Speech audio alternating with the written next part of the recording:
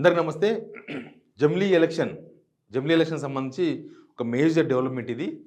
జమిలీ ఎలక్షన్కు ఒక route clear అయినట్టుగానే కనిపిస్తుంది. సెంట్రల్ క్యాబినెట్ ఆల్రెడీ ఈరోజు సమావేశమైంది. జమిలీ ఎలక్షన్ సంబంధించిన బిల్లుకు ఆమోదం తెలిపింది. ఆ బిల్లు 13, 14 తేదీలో పార్లమెంట్లో విడబోతున్నారు.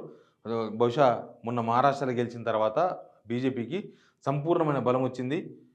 దీంతోన ఇక జమిలీ ఎలక్షన్ తప్పదు అనేది వెరీ క్లియర్గా మనకు అనిపిస్తుంది. జమిలీ ఎలక్షన్ కోసం ఈ రోజుకి అసలు స్టార్ట్ కాలే. దాదాపు 2.5 years బ్యాకే మాజీ రాష్ట్రపతి రామ్నాథ్ కోవింద్ ఆధ్వర్యంలో ఒక కమిటీ వేసిండ్రు. అసలు ఎట్లా జరపాలి జమిలీ ఎలక్షన్ అంటే ఏం పెద్ద మ్యాటర్ ఏం కాదు. అసెంబ్లీ ఎలక్షను, పార్లమెంట్ ఎలక్షను ఒకేసారి దేశమంతా జరపాలి. దేశమంతా ఒకేసారి జరపాలి. తర్వాత ఆ ఎలక్షన్ అయిపోయినాక 100 రోజుల్లోపు ఈ sarpanch election, MPTC, ZPTC election మొత్తం క్లోజ్ చేసేయాలి. ఇంకా మళ్ళీ ఎలక్షన్ పెట్టకూడదు. మొన్న రేవంత్ రెడ్డి ఏమన్నాడు, ఒక మాట అన్నాడు, మాకు ఏ టైం దొరికిందా, సంవత్సరం అయితే మాకు 4 నెలలే వర్క్ చేసే అవకాశం వచ్చింది, మేము వచ్చినాం, సీటు సర్దుకోవడానికి 2 నెలలు పట్టింది, ఇంకో 2 నెలలు ఎలక్షన్ కోడ్ పోయింది, ఇంకో 2 నెలలు అది వచ్చింది, 2 నెలలు ఇది వచ్చింది, లాస్ట్ 4 నెలలే పనిచేసినాం అని. మళ్ళీ ఏదైనా బై ఎలక్షన్ వస్తే ఆడింత టైం పోతుంది. అంటే ఎలక్షన్ ఎప్పుడు జరగకుండా ఒక టైమ్లీ ప్రకారం మాత్రమే జరుగుతాయి. అంటే జరగనికే ఏమి చట్ట సవరణ ఇవన్నీ కావాల్సిందే. కానీ దీనిలో పాసిబిలిటీస్ ఎట్లా ఉన్నాయనేది రామ్నాథ్ కోవింద్ గారి కమిటీ ఒకటి ఫామ్ చేసిన కమిటీ తేల్చిండ్రు. ఒకవేళ మధ్యలో ఎలక్షన్ జరిగిందనుకో ఏదైనా స్టేట్కి, సేమ్ ఇప్పుడు బై ఎలక్షన్ ఒక ఎమ్మెల్యే రాజీనామా చేయడమో లేకపోతే ఏదో జరిగిపోయే ఎమ్మెల్యే లేడనుకో, అక్కడ బై ఎలక్షన్ జరిగితే ఆయన టైం ఎప్పుడైపోతుంది, నెక్స్ట్ ఆ గవర్నమెంట్ టైం ఎప్పుడైపోతుంది అప్పుడే అయిపోతుంది. అంతేగాని ఈయన కొత్తగా మొన్న గెలిచింది కాబట్టి మళ్ళీ 5 ఏళ్ళు ఉండదు. సేమ్ ఒక గవర్నమెంట్ టైం కూడా, గవర్నమెంట్ ఒకవేళ ఎక్కడైనా డిజాల్వ్ అయిందనుకోండి, ప్రభుత్వం పడిపోయింది అనుకోండి, చాలా జరుగుతున్నాయి రాష్ట్రంలో, దేశంలో. ప్రభుత్వం పడిపోయి కొత్తది వచ్చింది అనుకోండి, ఆ ప్రభుత్వం టైం ఇప్పుడు 5 సంవత్సరాలు ఉంటుంది మళ్ళీ. కానీ ఇప్పుడు లేదు, ఆ ప్రభుత్వం ఆడికి క్లోజ్.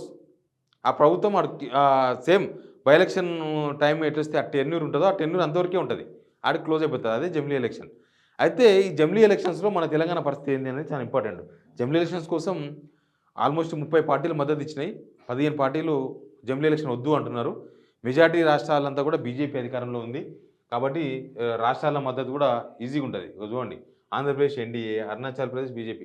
నాకు తెలిసి ఎన్డీఏ ఇండియా టీం అంటే కాంగ్రెస్తో ఉన్న టీం ఏముంది, ఢిల్లీ ఒకటి ఉంది, హిమాచల్ ప్రదేశ్ 2, జమ్మూ అండ్ కాశ్మీర్ 3, జార్ఖండ్ 4, కర్ణాటక 5, తర్వాత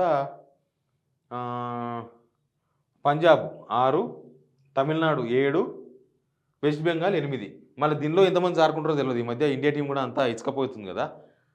కాబట్టి ఈజీ, పార్లమెంట్లో, లోక్సభలో, రాజ్యసభలో ఈ బిల్లు కట్టేయడం పెద్ద పని కాదు. కానీ ఇది ఎప్పుడు అమలు చేస్తారు?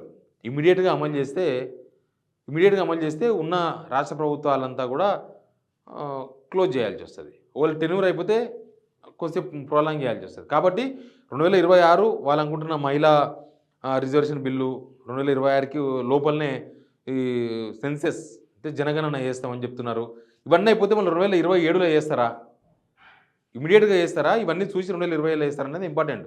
వాళ్ళు లేదు నెక్స్ట్ ఇయర్ జమిలీ ఎలక్షన్ అనుకో, మొత్తం ఆయన గవర్నమెంట్ కూడా వాళ్ళ గవర్నమెంట్ కూడా పోతుంది. మరి అట్లా అన్నప్పుడు బీజేపీ గవర్నమెంట్ సెంట్రల్లో ఉన్నది పోతుంది కాబట్టి అలా ఈజీగా చేయకపోవచ్చు. 2027, 2028 అయితే మనకేం పెద్ద ఎఫెక్ట్ లేదు తెలంగాణకి. తెలంగాణ ఆల్రెడీ 2023 డిసెంబర్ ఎలక్షన్ జరిగింది. 2028 డిసెంబర్ ఎట్లా ఎలక్షన్ జరగాలి కాబట్టి మనకు పెద్ద ఫరక్ పడదు. లోక్సభ ఒక 6 months ముందుకు వస్తాం తెలంగాణ ఎలక్షన్లో.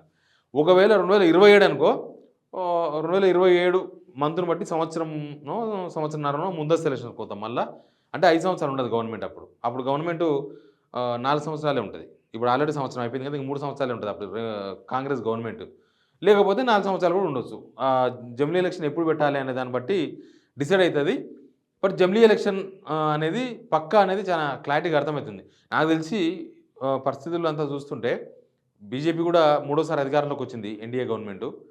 ఇప్పుడు వాళ్ళు గవర్నమెంట్ను క్లోజ్ చేసుకొని మళ్ళీ జమిలీ ఎలక్షన్కి ముందస్తుగా పోవాలని ఏమి అనుకోరు. 28కో 29కో పోతుంది జమిలీ ఎలక్షన్. 28 అంటే మన తెలంగాణ గవర్నమెంట్కి వచ్చిన ఇబ్బంది అయితే ఉండదు. కాంగ్రెస్ గవర్నమెంట్ అయితే జమిలీ ఎలక్షన్స్ వల్ల ఇబ్బంది ఉండదు.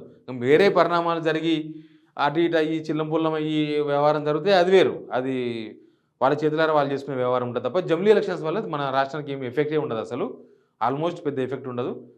సెంట్రల్ గవర్నమెంట్ కూడా ఇప్పుడు అంత తొందరపడి ఎలక్షన్స్ పెట్టే అవకాశం కూడా లేదు. మళ్ళీ 2028 29 ఎలక్షన్ జరుగుతుంది కాబట్టి వాళ్ళ టెర్మినల్ కూడా 2029 దాకా ఉంది. మళ్ళీ ఎలక్షన్ అప్పుడే జరగాల్సింది. అప్పుడే జరగవచ్చు బహుశా. ఎనీవే జమిలీ ఎలక్షన్ సంబంధించిన ఒక పెద్ద అప్డేట్ ఇది. Please subscribe signal TV.